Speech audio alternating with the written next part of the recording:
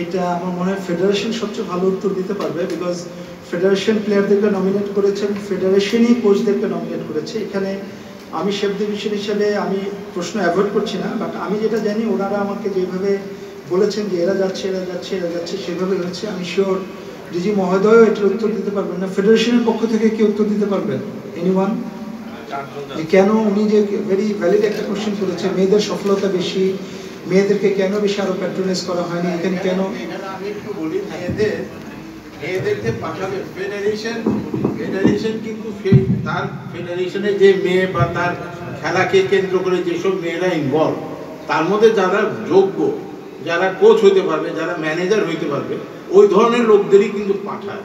কারণ ওইখানে কিছু বিষয় থাকে, যখন গেমসে যায় ওখানে ম্যানেজার্স মিটিংয়ে হয়, ওইখানে তাদের ফিকচারগুলো হয়, অনেক রকম ফর্মালিটিস আছে, ওগুলো যারা হ্যান্ডেল করতে পারবে ফেডারেশন তাদেরকেই পাঠায়। হয়তো গ্র্যাজুয়ালি আমাদের দেশে মেয়েরাও ওইভাবে কাম আপ হবে, তখন পাঠাবে, বেশি করে পাঠাবে। আর গেমসের থেকেও একটা লিমিটেশন আছে, কয়জন খেলোয়াড়ে আমরা কয়জন কর্ম করতে পারবো, এইটাও কিন্তু ওখানে একটা লিমিটেশন। আমরা ইচ্ছা করলে বেশি পাঠাতে পারবো, ঠিক আছে?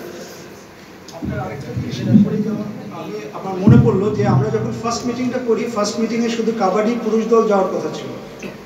তো ওখানে আমার এখনো মনে আছে যে সম্ভবত সোহাগ সাহেব, কাবাডি ফেডারেশনের সোহাগ সাহেব আমাদের ইসি মিটিংয়ে বললেন যে স্যার আমি মহিলা টিমকে নিয়ে যেতে চাই, বিকজ ওরা অনেক ভালো রেজাল্ট করবে। ওনার কথার প্রেক্ষিতে কিন্তু ওই ইসি মিটিংয়ে মহিলা টিমকে অ্যাড করা হয়েছে। আমি জাস্ট আপনার মানে এটার রিলেশনে বলছি।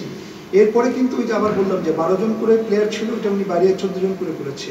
সো এটা বেসিক্যালি আমার কাছে মনে হচ্ছে শেফ ডিভিশন হিসেবে এটা অ্যাবসলিউটলি ফেডারেশনের ডিসিশন যে তারা কাকে পাঠাবেন কাকে পাঠাবেন না। এবং আমি যদি ওনার সুর ধরে বলি যে মহিলাদেরকে আরও বেশি আমাদের ক্রীড়াঙ্গনে সম্পৃক্ত করাটা জরুরি, যেহেতু তাদের সফলতাটাও বেশি আসে। আমি ওনার সুরে সুর মিলে বলবো যে আমি ফেডারেশনকে বলবো অ্যাটলিস্ট আপনারা মহিলা যারা ক্রীড়াবিদ তাদেরকে একটু আমরা বেশি প্যাট্রোনাইজ করবো। এবং মহিলা আপনারা সামনে যারা বসে আছেন, এবং আমি আপনারা সম্ভবত জানেন আমাদের দেশ থেকে 5 জনকে বাহরাইন টেকনিক্যাল কমিটির সদস্য হিসেবেও কিন্তু নিয়ে যাচ্ছে। তার মধ্যে 5 জনের মধ্যে আমি অ্যাটলিস্ট একজনকে চিনি, বাকিরা ছেলে নেই। আমি যদি আমার সাথে সম্পৃক্ততা নেই, বাট কাবাডি এবং ভারোত্তোলনে মোট 5 জনকে কিন্তু এই জাতীয় যারা এক্সপার্ট, আমি আপনাদেরকে বলবো আরও বেশি এক্সপার্ট হওয়ার জন্য বাংলাদেশের যাতে এই যে ওনারা যে গিয়েছেন ইটস এ ফেসিলিটিং অফ বাংলাদেশ, বাংলাদেশের 5 জনকে টেকনিক্যাল কমিটির জুরি বা মেম্বার হিসেবে নিয়ে গিয়েছে। Thank you for your question.